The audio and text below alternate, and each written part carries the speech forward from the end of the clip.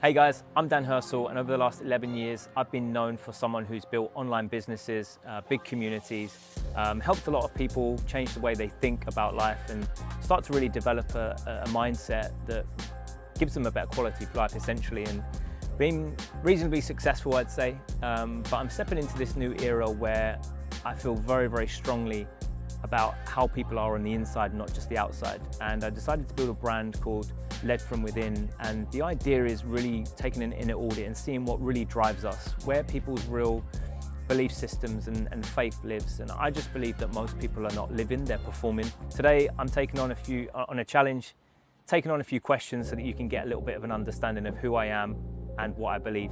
And I hope you enjoy it. What are you most grateful for?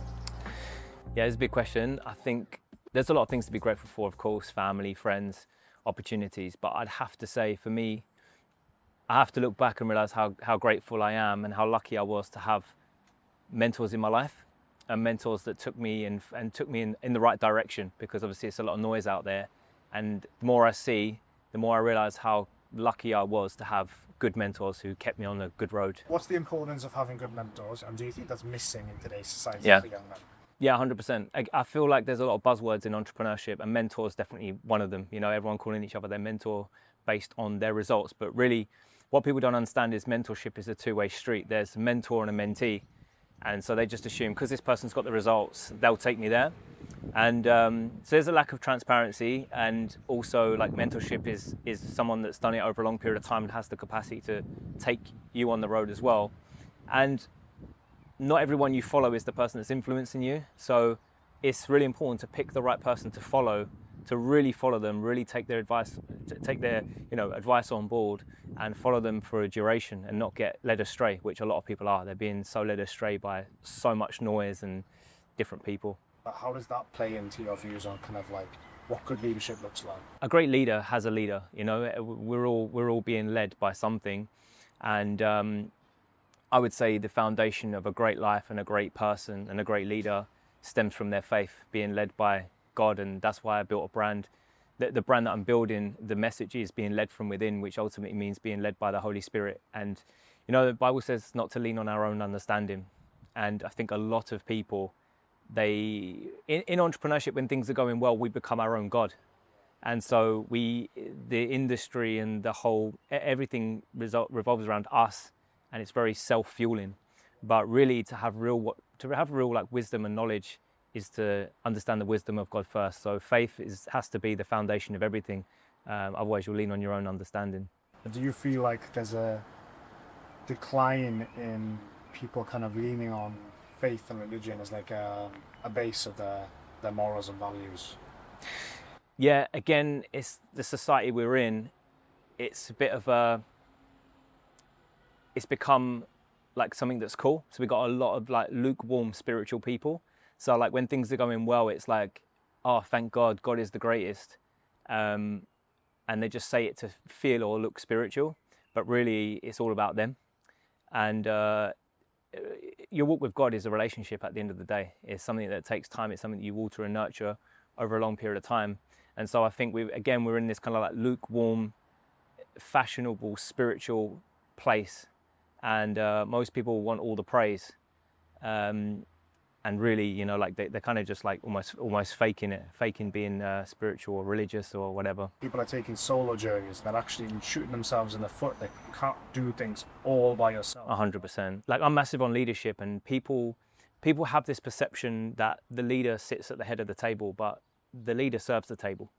And so, like, being a leader and building strong communities and building strong teams, it's so invaluable. And another thing that I tell people, especially like CEOs and people that are doing things on their own, is like, being the man at the top and being the top guy sounds better than what it actually is, because once you're top guy, you know, everyone's after you. You open yourself up to so much chaos, and then you realize that you really do need people around you, people that really love and care for you and going to give you good advice, people that you can lean on to like maximize and, you know, use everyone's skills, because everyone's got strengths and everyone's got weaknesses. So yeah, when it becomes all about you, I feel like you're moments away from a disaster. I love the saying, you know, leaders know the way, show the way, go the way. And there's a lot of this, like, there's leading and then there's managing. And leadership has like this, again, it's like a cool title, and people are in love with their titles, but leadership isn't fancy. Leadership is like gritty, you know. It's really getting, and I always say leadership is empathy. It's being able to like drop your problems to go and serve someone else's, like almost. And sometimes it can be a bit self-sacrificial, sometimes. And you know, it's not a joke. I think again, we live in an era where things are really like glamorized, and people want to be known as the leader because of a title or because of recognition, but that's not what, you know, leadership really is. Do you think anyone's cut out to be the CEO, an entrepreneur, founder, leader? I love talking about, you know, team building and what makes a great team. Well, you know, if you look at it like a football sense, I'm a big football fan, and I'm like a Chelsea fan, for example, and some people know about, they call it like the Makelele position, right? Makelele was like a footballer where the team didn't operate the same without him, but he wasn't the loudest. And so like there's got to be leaders aren't necessarily always the loudest, you know, they're not always the loudest, but they're so pivotal. So, you know, you have like the main managers or the head coaches or the CEOs, but then there's always an assistant. There's always an assistant. There's always someone, you know, just below who usually has to do the work that the CEO can't. And so it's not all about being the main guy that makes a team work. It's really not. And sometimes people need to realize what their skills are and understanding what their abilities, what their calling is. Like not everybody is called to be a high-end CEO and a big, dramatic, loud leader. Some people have a different calling, and people really need to pay attention to figuring out what their calling is. Now, what was that journey like, you know, as opposed to just thinking about the advice you could give to younger people? You have to be careful that you don't start overcompensating. So some people are overly loud to make up for the fact that deep down they care about what people think. And they say like the loudest one in the room normally has the most insecurities. I've always been a very quiet person, and I used to think that was a problem. Now I realize that's my power. I'm a very chilled, very quiet, very observing person, and I understand the power in that. So I became confident, I became comfortable, and then I started to use that to my advantage, and now other people see that as a great trait of mine. So I never like wasted time trying to pretend that I wasn't someone, you know, that was someone that wasn't. So that was like my journey. Somebody could be a billionaire and depressed, but what if somebody's metric of success is how much money they have in the bank? You can't measure success through money. Money is not a measuring tool for success, but it's the only thing we can measure, especially at the beginning when your awareness is quite low. You just associate with, oh, things are going well because my money's up. But you could be running $1 billion company and there could be a worldly crisis and your net worth goes to zero. Are you now not successful? If your success is dependent on a metric like money, then you'll never have a constant, you know, you'll just be chasing something that isn't really possible to compare with or possible to have a metric by. So yeah, everybody knows what a little bit of money is. Everyone knows what a lot of money is. So they know what, oh, that's a little bit of success, that's a lot of success. But success can be defined for most people. But you know, Napoleon Hill said it best, is that success is the progressive realization of a worthy ideal, meaning that if you have a goal or a lifestyle in mind and you're moving towards it, then you should be successful. But most people aren't, because they're so obsessed with the end goal, they forget that success is becoming. You know, success is not an end result. Are you successful? I would say so. Successful is actually past tense. So I would say I'm a success. I'm a success because I'm happy. You know, I spend more time being happy than sad. That's a great goal. I look and see my family around me are happy. I've created a lifestyle that we wanted. Money is part of the formula, I believe. Obviously, you have a better lifestyle, better quality of your life. You have money. You definitely have a poorer lifestyle when you don't have money. But my happiness isn't dependent on these things. You know, I've had a lot of money. I've lost a lot of money, and I was the same person in between. So I feel like that's when you reach a level of success where your happiness isn't dictated to by the external. Like your happiness, your state is not. Obviously, we're always going to be up. We're always going to have sad days, and that's another thing, right? So you're a billionaire, but your parents pass away. So now you're sad. Are you not successful now, or are you successful because you have money? What about if you've got a perfect family but you don't have $1 billion? Are you successful? I think like it's a case of people becoming self-aware and realizing like, what do you actually want? Because most people are borrowing other people's versions of success. If you make an incredible amount of money and you're very, very financially abundant, is that not slightly contradictory to saying money's not the important thing? Yeah, I'd say great point and great observation. I think what people need to understand is that my happiness and my success isn't dependent on these things. for most people, money, materialistic, has become their god, meaning that it rules them. I think that's the difference. My message isn't don't get wealthy, don't make loads of money. My question is, at what cost? Because my success never cost my value system, my ethics, my faith. Whereas some people, the pursuit of wealth is like at the cost of anything and everything. And so it's really about what it's built from, what it's built on. I think that's the key. Like I said, my message has never been don't become wealthy, don't make make as much money as you possibly can, but do it from a place of, a strong foundation. It's interesting, oh, it's all right for you. That's what a victim mentality says. That's what someone that's living in like, a low vibration kind of says, versus somebody that kind of learns. There's a difference between listening and hearing, And so, as I say, like you hear with your ears, you listen with your heart. And so when you're like trying to learn from people, trying to understand someone, you should take some time to really take in what they're saying and realize what it means for you. The average person, I don't like saying the average person, but like the person, most people, they listen to something and they react with emotion. They don't respond with logic. And so like, that's what people need to really understand what my message is. My message is not you should be poor and if you make money, you're a bad person. No, it's a question of asking yourself, like, what is it that you really want? Is it really what you want or what you think people want for you? Or is it someone else's goal that you've turned into yours? Like, what does it really mean to be successful for you? How does that look? And then what are you willing to sacrifice for it? What advice would you give to someone then? Like, how can they live in true fulfillment and also get ahead financially at the same time? First of all, start where you are. There's no point in thinking about how to become a millionaire when you're still an apprentice in your job. Like, start where you are. I remember, I'll never forget this. I was in McDonald's one day and I was speaking to this guy about, what I was doing. And this was a long time ago. And he was serving me at McDonald's and he had a terrible attitude. Like, he was like 17, I think he was 17, 18. He had an awful attitude. And I said, bro, like, what's your problem? Like, what's up? And I said, like, and he started moaning that he was at McDonald's. And I said, bro, you should be like grateful, man. Like, you're making money. He said, oh, why? And I said, you should work hard. Like, like, why don't you want to be good at your job? And he was like, why would I want to be good at why would I want to be good at working at McDonald's? And I was like, well, why would you want to be bad? Like, why would you not want to be the best at what you do? Like, why would you not want 3 gold stars in McDonald's? Like, what are you ashamed of?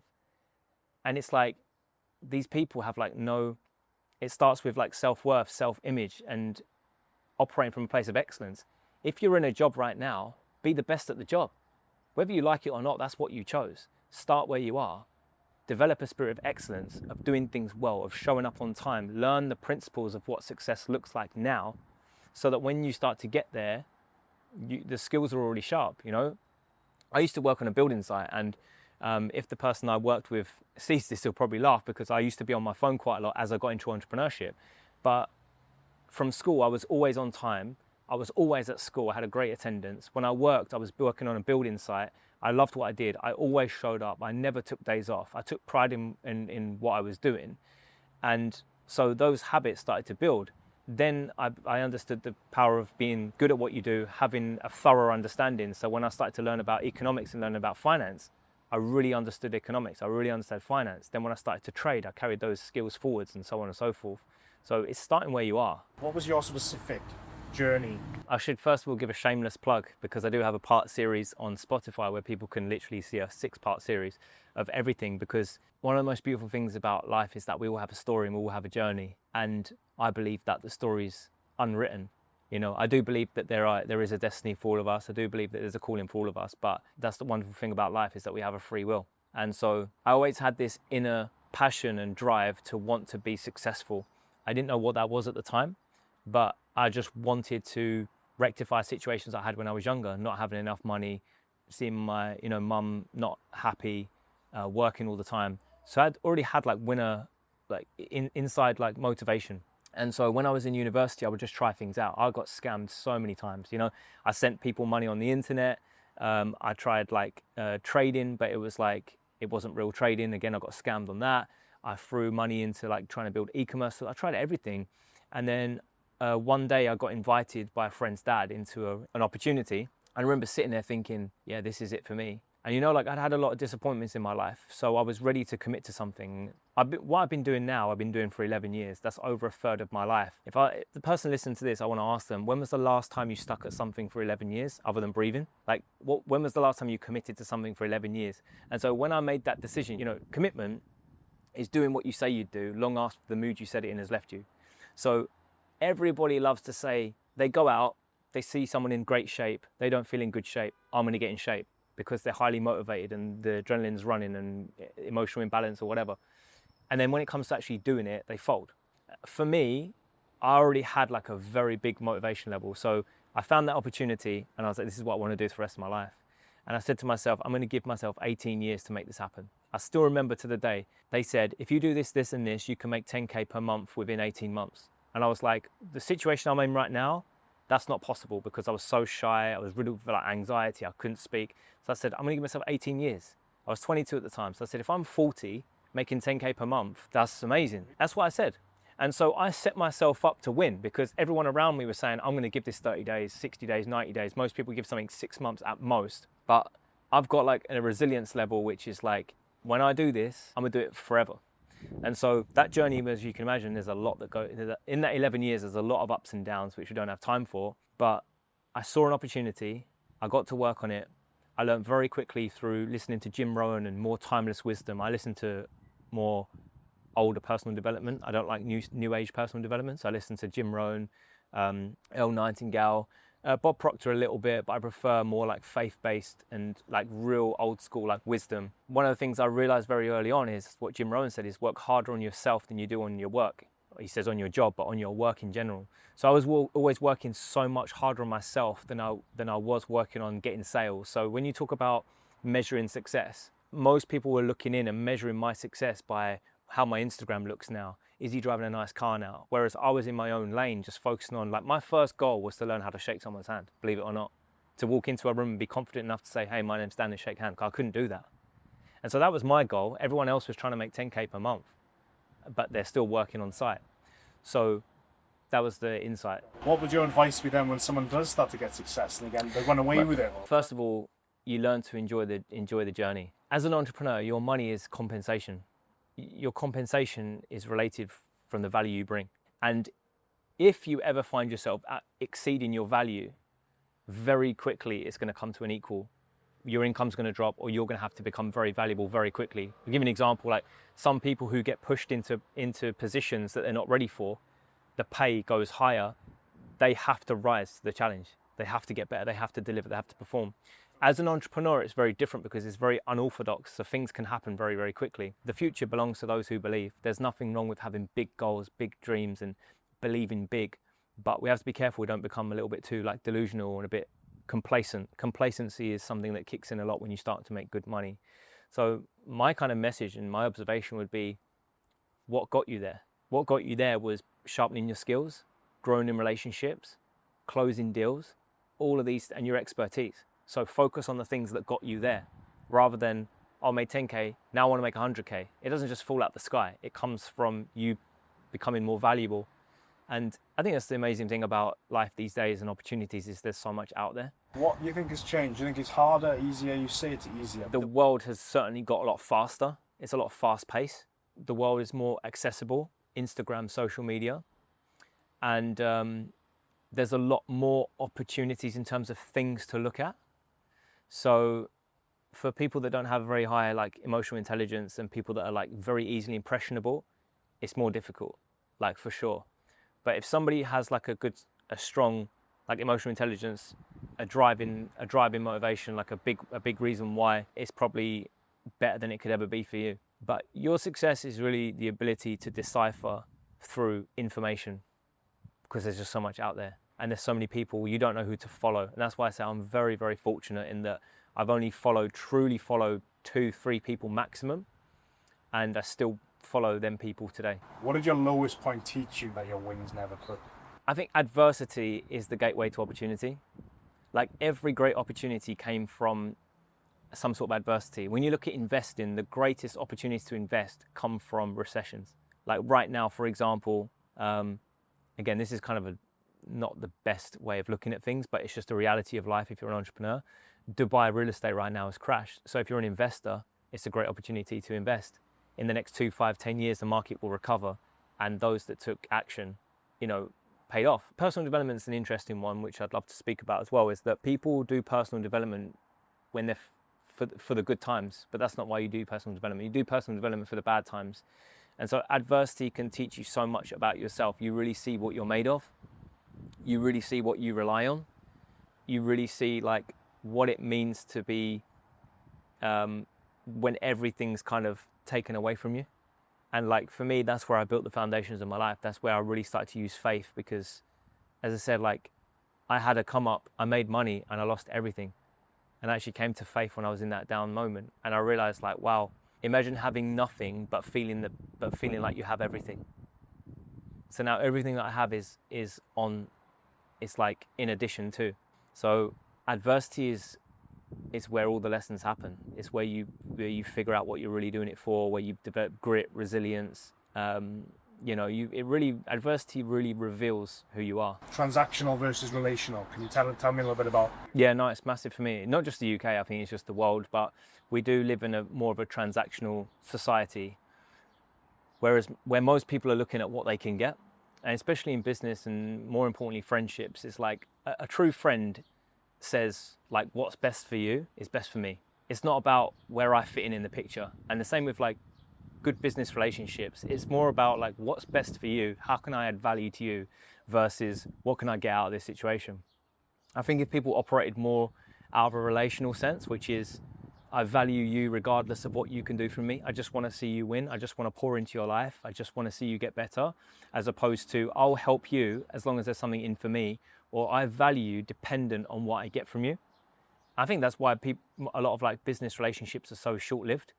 Whereas like people that really go on a journey and really build like big companies, it's because there's more of a relational journey, And that's one thing I always say to people whenever I do business with them is, listen, like Alex, I said this to you, right? Before we start all this, what's more important than how much I pay you or how many views you can get me? I like you, I value you, and if you ever need me, I'm here for you. That for me is like so much more important. There's so much more substance to a relationship, and I feel like business can only blossom like when it's built like that, in my opinion. And from when I've seen like successful companies. Jim Collins, right? Yeah. You were talking about him and his book Good to Great, talking about different brands and why one has value over another. Can you tell me elaborate a bit more about that conversation? Yeah, 100%. So yeah, it's a book, Good to Great by Jim Collins, and he basically was, he's deciphering what makes a great leader and just a good leader, and why there are average brands and like super like high-end successful brands and companies. And he basically said a great leader has a profound sense of humility and a ferocious will to keep going. And I mean, when I look for qualities in a leader, that's what I look for. Someone who's very, very humble, and has that tenacity and that resilience to just find solutions continuously, because great entrepreneurs are solution finders. They're not problem-based people. They're always looking for the answers, whereas most people always stare at the problems. So yeah, I think as a leader, if you can have a profound sense of humility, we're all interdependent at the end of the day. Like nothing works without each other. This video doesn't work unless you're here. It doesn't work unless I'm here. It doesn't work unless the camera's here and someone built the camera, and so on and so forth. Like there's so many other things that come together to make things great. So yeah, I really appreciated that. And when I was hearing that, it made a lot of sense to me. What kind of qualities or belief systems do you think great leaders have that people often don't think about? Yeah, I think great leaders look out for other people. They're always willing to go first. They're always willing to, I mean, I love films, and I don't like films. I actually hate watching films, but I love films based on a true story. And the most inspiring stories for me is when, like, I'll give you an example. I think it's called Snow Society. Do you know that? About the Argentinian rugby team, they crash landed, and kind of like, whenever you see a group of people together, you really see how interdependent we are, and you'll always see that someone always rises to the occasion. And that person has like a natural leadership trait, a natural humility, and a natural kind of capacity to, I'll take it. I'll be the one to go out and do it. And there's a part there where two people just say, do you know what, guys, like we're going out there, and because otherwise they would have just sat around and died. But these two said, you know what, we'll go. And they went, and eventually they did find civilization. And yeah, I just think there's a few traits, being humility and will to keep going, but really leaders are willing to step up and go first and be the solution. I think that's the main trait of a great leader. What does a day in the life of Dan Hursell look like? It's a good question. I don't really have like a crazy morning routine anymore like I used to. But one thing I do every single morning without fail is obviously wake up. That's a good start. And then I spend about probably half an hour to an hour and a half, it can be, with my partner. We just lay in bed, like we drink coffee. We'll just like have a laugh. Sometimes we'll just like share some funny reels, look at dog pictures, something like that. I don't know, like, but I always spend the first like section of my day in bed, like just with my partner. Then I love to just really, get into the office or go for like, we've got like a little garden section where I go for like a little walk, be, in the sun, and then really straight into it, straight into work. So I've got like an office, obviously in my place, and it's like replying to messages. There's always fires to get put out, like that's the thing. Entrepreneurs are like I always call them like professional firefighters. We're always putting out problems or whatever. And then I'll probably look at the charts. I trade as well. It's one of my like main sources of income. And then, get some, usually go on a walk or a hike once a day. I get some steps in, and again with my partner. And then, to be honest, like every day is quite different. Ideally play a game of paddle as well. I get that in there. But I enjoy doing things that make me smile. Like I enjoy doing things that make me happy. I enjoy being around good people. What's the best advice you've ever been given by somebody else? One of my coaches said like the best question you can ever ask someone is, what can I do for you? That's led me to so many great relationships, great opportunities. How can I help you? How can I serve you? What do you need? How can I help you? Like it opens up so much opportunity for people, and that's what people ultimately need. How do you strengthen your relationship with God? People think in transactions. So I know for a fact that when I first wanted to start my relationship with God, it's because I thought that if I had a relationship with God, my life would just be better, in that things just get better. But God doesn't promise us a perfect life. Like people who are of faith, who have been baptized, still have problems, So I think that's the misconception we have.